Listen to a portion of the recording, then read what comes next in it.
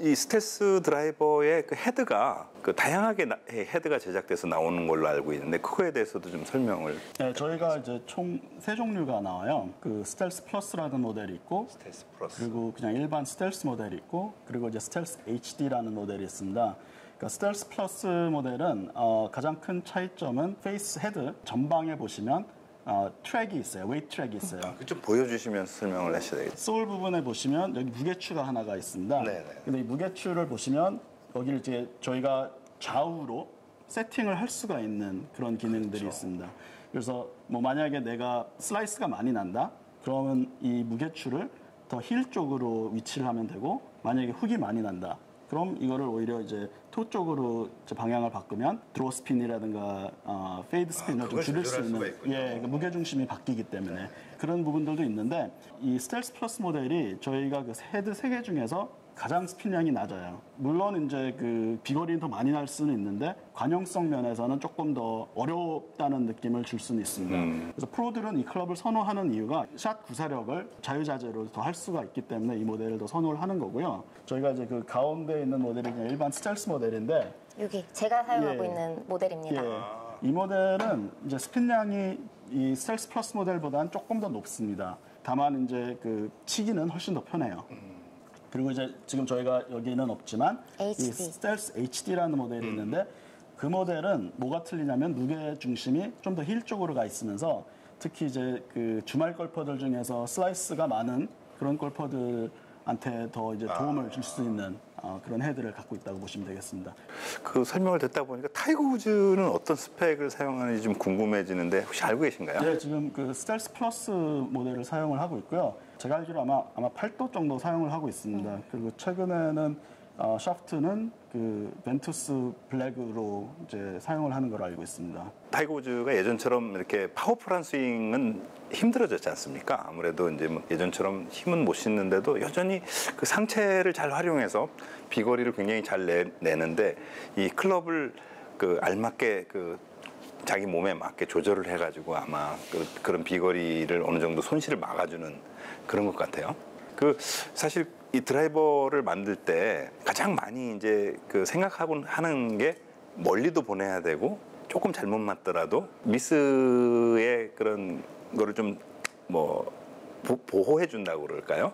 관용성. 그렇죠. 네. 예, 이제 관용성에 대한 이제 그 질문을 드리려고 하는데요. 관용성이 좋은 그 드라이버라는 점에서는 어떤 점을 좀 어필할 수가 있나요? 관용성 얘기를 하면 그 많은 브랜드들은 뭐 관성 모멘트 이런 얘기들을 되게 많이 합니다. 그렇죠. 중요한 포인트 아닌가요? 예, 당연히 중요한 포인트인데, 관성 모멘트만 갖고는 사실 이 제품이 되게 편하다, 좋다라고 말씀을 드릴 수는 없습니다. 관성 모멘트를 높게 만들면 스핀량이 너무 많아지거나 볼 스피드가 떨어지는 그런 성향들은 있어요. 그리고 또 볼 스피드를 너무 찾으려고 하다 보면 관성 모멘트라든가 관용성이 좀 떨어지는 경우들이 좀 있습니다.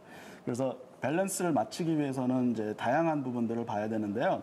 사실 저희가 이제 밸런스를 봤을 때는 이 스텔스 모델이 가장 이제 좋은 밸런스를 갖고 있지 않나라고 생각을 하고 있습니다. 그래서 적절한 관성 모멘트, 그리고 꽤 빠른 볼 스피드, 다른 경쟁사들 제품이랑 비교했을 때 더 빠르거나 뒤지지는 않은 거라고 보시면 되겠습니다. 그래서 여러 방면의 밸런스가 정말 좋게 이제 디자인이 되는 부분들을 생각하시면 되겠습니다. 그리고 아까 말씀드린 것처럼 페이스가 더 넓어지는 게 특히 이제 주말 골퍼들한테는 이거보다 더 큰 관용성은 없다고 보시면 될 것 같습니다. 지금 그 면적이 어느 정도나 더 넓어진 걸까요? 제가 지금 수치상으로 기억을 못하고 있는데요.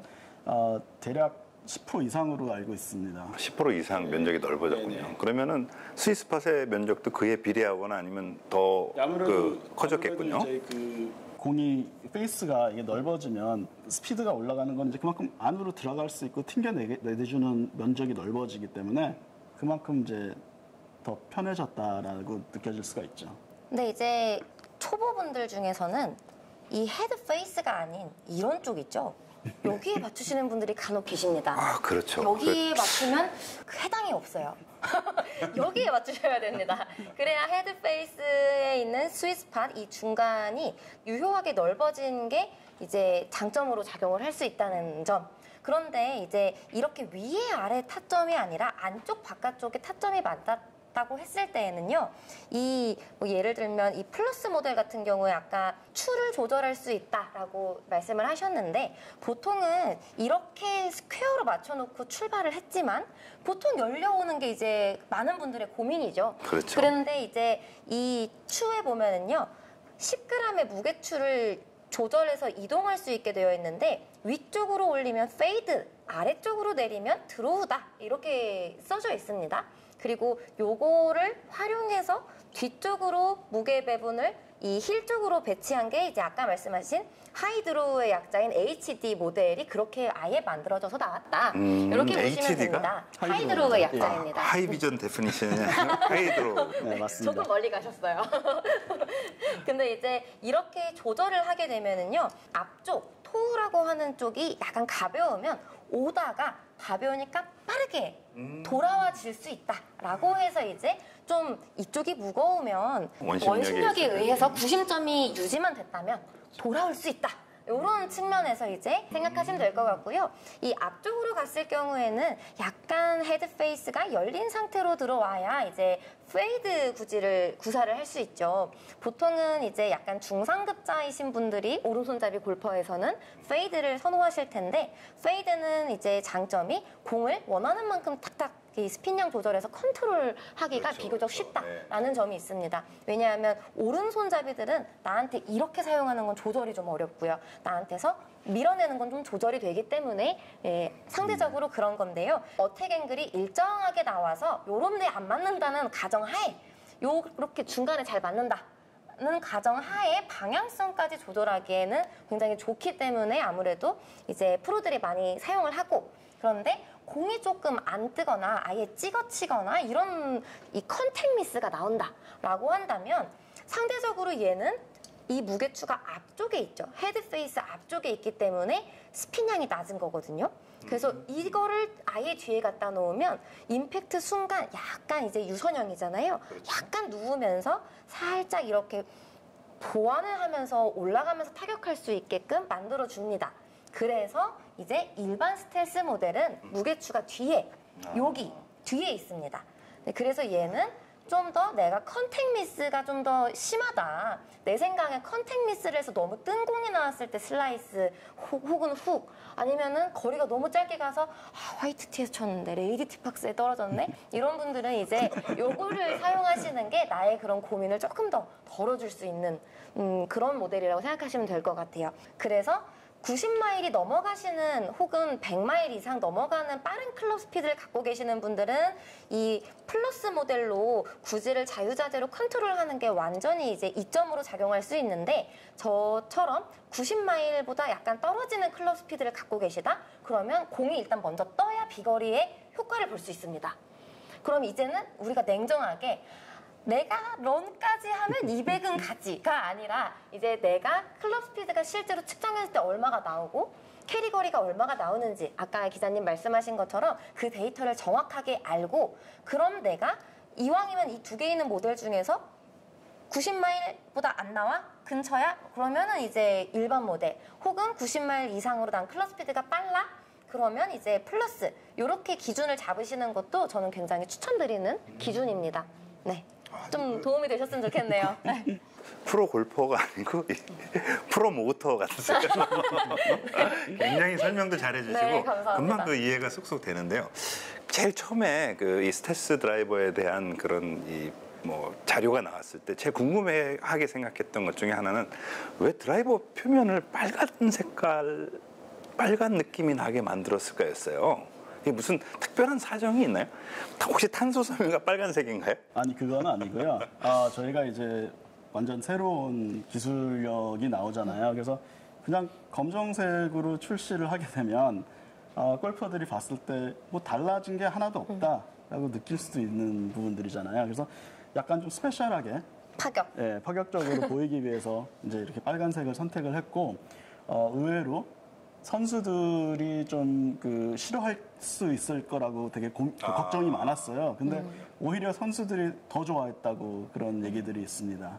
그리고 되게 재미있는 건 이게 카본 소재이기 때문에 색깔을 마음대로 바꿀 수 있는 거거든요. 그래서 이제 그 마이 스텔스라는 제도가 있어요. 그 커스터마이징을 아예 해서 내가 이제 색깔을 다 바꿔서 나만의 장난감을 만들듯이 하는 건데요. 그러면 노란색, 파란색 여러 가지로 또 헤드 페이스를 색깔을 바꿔서 제작을 할 수도 있습니다. 그 사실 그 이 타구음이 특히 드라이버에서는 이게 굉장히 그 중요한 요소로 중요하죠. 이렇게 그 네. 하잖아요. 이렇게 뭐 땅 치는데 이 맑게 그 울리는 이 반향음이 좋은 그런 드라이버가 있는가 하면은 이제 좀 이렇게 깡통 같은 혹은 금속을 땅 때리는 그런 소리가 나는 경우도 있는데 이 스텔스 드라이버의 타구음은 어떤 방향으로 이렇게 노력을 해서 만들었나요? 사실 이제 그 예전 거의 뭐 20년 가깝게 전에 다른 브랜드에서 카본 페이스 드라이버가 나온 적이 있어요. 근데 그때 그 반응이 너무 안 좋았습니다. 그래서 약간 이제 우려들이 있었는데 뭐 사실 그 기존 드라이버에 비해서 뭐 크게 벗어나려고 하진 않았어요. 왜냐하면 전에 나왔던 뭐 심1이라든가 심2 드라이버 같은 경우가 프로들 피드백을 통해서 들었을 때는 타구음이 너무 좋다, 타구감이 너무 좋다. 뭐 타이거 우즈, 뭐 로리 맥킬로이, 모리카와가 딱 쳤을 때 아무런 이질감이 없는 겁니다. 오히려 아까 그 김혜연 프로님께서도 말씀한 것처럼 더 좋다는 거예요. 그래서 우리는 이제 문제 없을 거다라고 자신을 가질 수밖에 없었고요. 타구음이랑 타구감이 페이스 소재에서만 나오는 게 아닙니다. 그 헤드 안에 설계라든가 디자인이 돼 있는 거에 따라서 그리고 뭐 밖에 쉐입이라든가 이런 모양에 따라서 또 그 타구음이 완전히 달라지기 때문에 특히 이제 스텔스 플러스 쪽이 제일 그 프로들이 원하는 피드백에 가깝다고 보시면 되겠고요. 스텔스랑 스텔스 HD로 가면 약간 소리가 좀 더 경쾌해지는, 좀 더 맑아지는 소리가 날 겁니다. 좀 스윙이 느린 골퍼들한테 더 맞춰지게끔 이제 나온다고 보시면 되겠습니다.